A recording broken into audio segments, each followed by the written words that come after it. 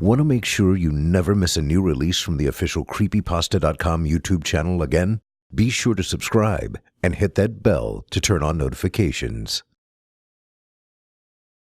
He Comes, Zalgo, by Chris Phoenix. Forgive the length of this message. This is the first and possibly the last time I'll have access to a computer, so I thought I'd better write this all down while I can. I'm leaving town. I don't know where I'm going, I'm just getting as far away as I can. Okay. So, as some of you may know, I took out a loan and opened my own auto shop a little over a year ago.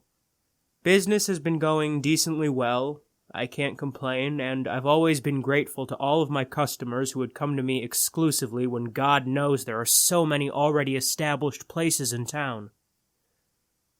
I've been doing well enough that I was able to hire my own buddy, Neil, a few months back. He's been working hard and helping out really well, as I always knew he would. Well, I needed to take a day and go to a LeMay's class with Rebecca last month, and so I entrusted the shop to Neil for the morning and most of the afternoon. That's the day I think everything actually started, because when I got back, he seemed to be in a stupor and was covered in oil.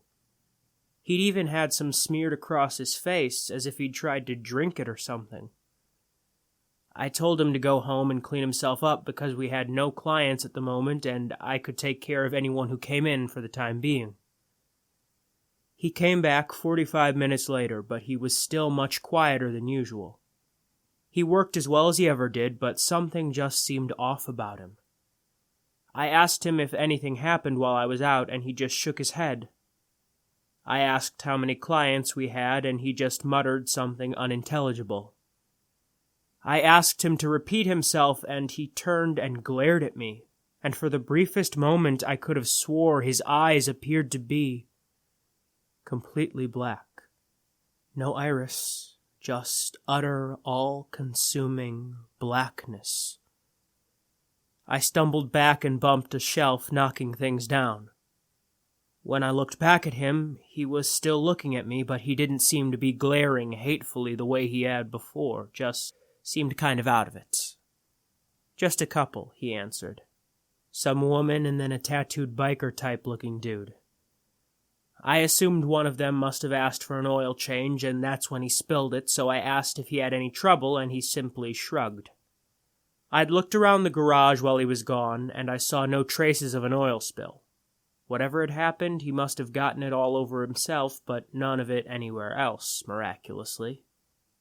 But he seemed reluctant to talk about it, so I didn't press the issue, and we worked on throughout the day.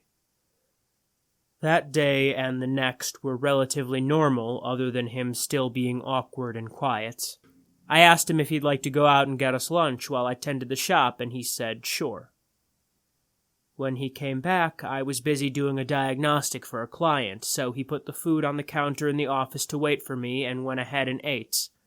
I finished up with that customer. We'd have to keep the car overnight just to figure out why it kept dying on her. So I asked Neil to give her a ride home, and then I went to grab my food.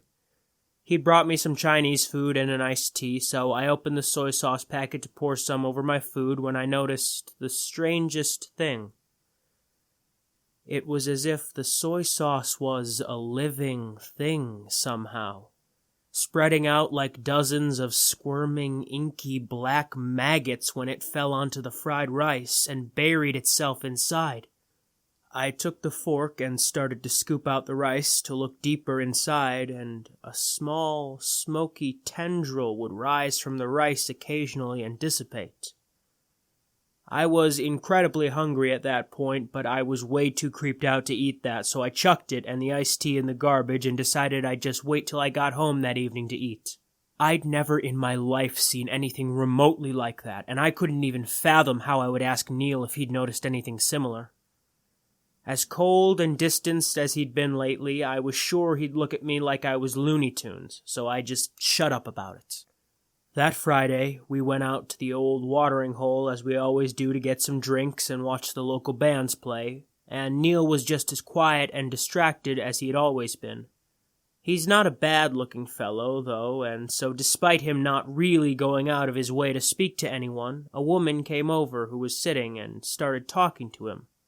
They ended up leaving together that night. Monday morning, I tried breaking the ice by asking how his weekend went. He gave me a nod and muttered, "All right." I asked him if he got lucky with that young woman I saw him with, and he gave me the smallest grin, which was quite possibly the first grin I'd seen on his face in a week. He said, "It went well." I didn't pressure him for details. I knew he'd share if he chose to, and his small grin was enough to assuage my worries and lead me to some hope. The day was relatively busy until about 3 p.m., so I finally had a spare moment to sit down in the office and listen to the radio while I waited on the next client. So there I was, leaning back in my chair with my feet propped up on my desk when I swiveled around and looked at my bulletin board that sits behind my head with all manner of clippings stuck to it. I had a few Sunday comic strips such as Garfield and Calvin and Hobbes that I'd read maybe 100 times since I opened the shop here. But that day, something was different. The first panel seemed normal, but in each subsequent panel, inky black tendrils crept out from the edges of the frame and from behind the characters.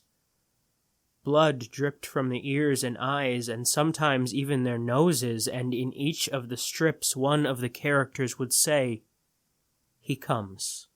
I sat staring in astonishment for a moment before I realized the tendrils were moving ever so slowly, and then each of the characters' heads turned ever so slowly towards me, and I threw myself back away from the bulletin board, sliding over my desk and onto the floor.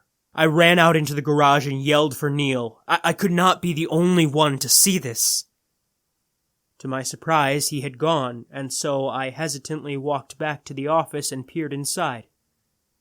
The comics were still corrupted, but they no longer appeared to be moving.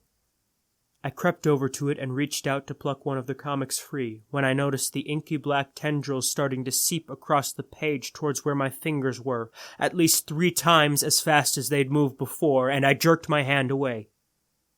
Nothing good could possibly come from letting that blot of ink touch my skin. Of course, I ripped the entire bulletin board down, burned it in a tin trash can out back, and never spoke of it again. That night I went home, and my wife was already in bed, fast asleep.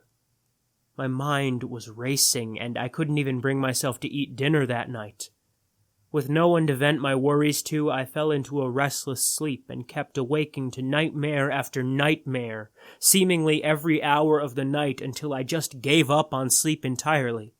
That Friday I went to the bar again, even though my wife couldn't drink, being pregnant and all, and Neil wasn't really any fun to hang with anymore, and none of my other friends could seem to be reached.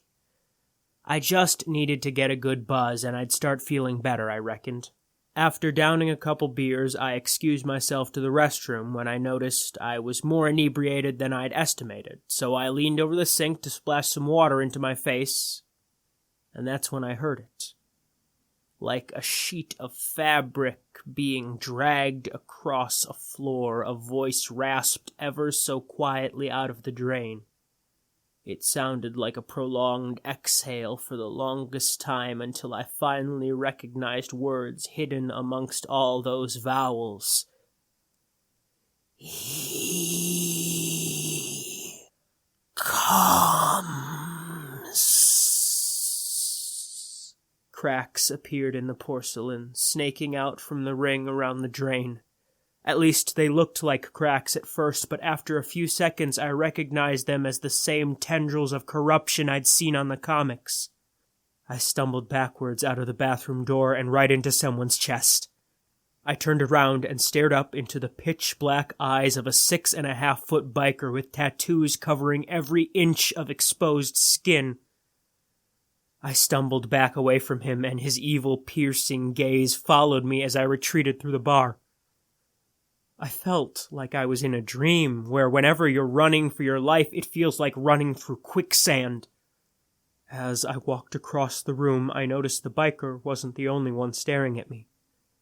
It seemed every pair of eyes in the place were focused on me, and more than half of those eyes appeared to be perfectly black, with no hint of an iris. A few lips moved, and though I couldn't hear their voices over the sound of the jukebox, I could only guess what they were saying. "He comes." I didn't get a wink of sleep that night. I haven't been getting much sleep for the past couple of weeks, as a matter of fact, which I'm guessing those of you who've spoken to me recently could have guessed. I keep seeing those pitch-black eyes staring at me. I'm afraid everyone I see will turn and whisper those words to me, staring deep into my soul with that evil glare. Every time I go near a sink or go to grab a bite to eat, I'm afraid I'll see those inky, snaking tendrils squiggling towards me. Even my wife has seemed cold and distanced lately. Then, tonight, as I'm driving home from work, struggling to keep my eyes open so that I don't drift into oncoming traffic, my cell phone rang, and it was Rebecca. She was on her way to the hospital to have our baby, and for the first time in 2 weeks, I was happy. She was in the labor room, strapped to a monitor when I got there, watching for her contractions. She barely noticed when I walked in, but didn't seem startled when I sat down beside her and took her hand in mine. I tried talking to her, but she was unresponsive, and I was so tired I didn't even realize I'd started to drift off into sleep. Then the nurses came in and started moving her to the delivery room about a half hour later. I put on my scrubs and a hairnet and went in with her to hold her hand and coach her through like they'd trained us in LeMays when she started cursing and screaming. I was prepared for that, as well as her ever-tightening grip on my hand. But when I saw the movement in her tummy, my mind started to reel. The doctor said the baby was crowning and told her to push. I echoed his orders, and she screamed at me with a voice I couldn't begin to describe. When I looked down at her, she was staring up at me with those same eyes I'd seen on the biker. The same eyes I thought I'd seen on Neil weeks before. I tried to jerk my hand away, but she maintained her grip. Black tar-like blood splashed the front of the doctor's scrubs, but he seemed to pay no heed. When I looked at her tummy again, black veins seemed to be standing out beneath her skin, pulsating. She continued to stare at me, and she was no longer screaming, just grinning, those obsidian eyes boring into me. "To invoke Nesperidian, hive mind of chaos," she breathed in a raspy voice. "He who waits behind the wall." The doctor continued as he stared down at the child, my child, lying silently, cradled in his blood-stained hands. He looked up and raised the baby, and it appeared to be covered in oozy, inky, black liquid, much like that which had covered Neil a couple of weeks prior. It did not cry out, but it was alive, and it moved when he held it up. When its eyes opened, they were as black as my wife's, as black as the doctor's. In unison, they all breathed his name. "Zalgo!" I ripped my hand free of my wife's iron grip and stumbled out of the room, barreling into the nurses passing in the corridor just outside. When I stood up and looked back into the room, I could see the inky black tendrils seeming to extend from the doctor and my newborn across the floor to where I stood. I turned and ran down the hall to the elevator and slammed my finger into the buttons. When I looked back, the tendrils had come into the hallway, yet no one else seemed to notice until it slithered over their feet and up their legs, at which point they abruptly stopped, turned, and looked at me with those same black eyes. I abandoned my effort to call the elevator and broke into a panicked run for the stairs. I ran down the 15 flights of stairs all the way to the lobby, tore ass out into the parking lot, hopped in my car, and started driving. I didn't know where the fuck I was going. I just had to get the fuck away from here. I don't know if I'm going crazy. It certainly seems like it, but I just can't be around anyone I know anymore. They all have those same eyes and those same dead stares, and even my child. God, my baby. I still saw those eyes staring at me from the cars beside me, and by some strange coincidence, the same biker from the previous Friday night at the bar pulled up beside me an hour away from the hospital and followed me for nearly 2 miles. I couldn't see his eyes through his sunglasses this time, but I knew it was the same guy. His tattoos seemed to move of their own free will. The flaming skull on his right bicep began bleeding from its eye sockets. As soon as I could, I slammed on my brakes, allowing him to fly past me as I swerved to the left and did a U-turn. I think I lost him. That was about an hour ago. I'm at a motel, 3 hours out of town. The first place I found that has Wi-Fi, and I'm tired, and I'm shaking, and my hand itches where my wife's nails scratched me open. I honestly don't know what to do or who I can turn to. This story will sound insane, and I'll probably be institutionalized, and I'm not sure that wouldn't be the best thing for me, but I just can't bear to look into those eyes anymore. Every time I see someone new, and they stare at me, I start to panic because I just know it's out there looking for me. Whatever it is.